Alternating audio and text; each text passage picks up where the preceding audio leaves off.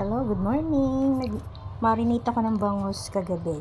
So, ayan, tinimplahan ko siya. Nilagyan ko ng asin, garlic, more garlic para mas masarap. Mura naman ang garlic. Then, nilagyan ko rin ng ground pepper. Pampalasa talaga. Tapos, syempre, ginamit ko yung distilled white vinegar ng Casa Lontok. Yan, yung isang galon ko, ang dami pa naman. So, ayan ang gagamitin kong pambabad sa aking daing na bangus. So, unang cup, molder cup ginamit ko. So, spread natin siya sa buong bangus. And yet, hindi yata sapat yung isang molder cup. So, dagdagan pa natin ng isa pang cup.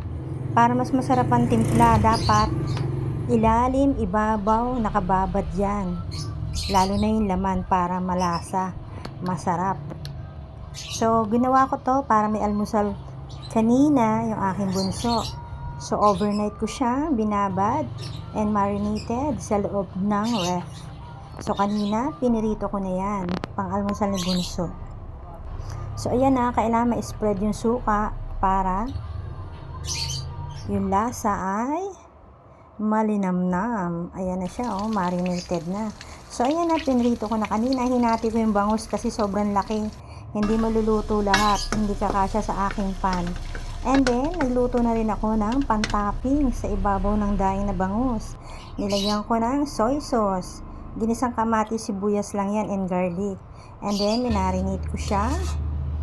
Niligay ko on top sa daing na bangus. Ayan na, nilayer ko yung toppings. Ang sarap niyan guys, itry nyo din. So, ayan na. Imbes na sausawan mo, inilagay ko siya sa toppings. So, sana may natutunan kayo sa aking video. God bless.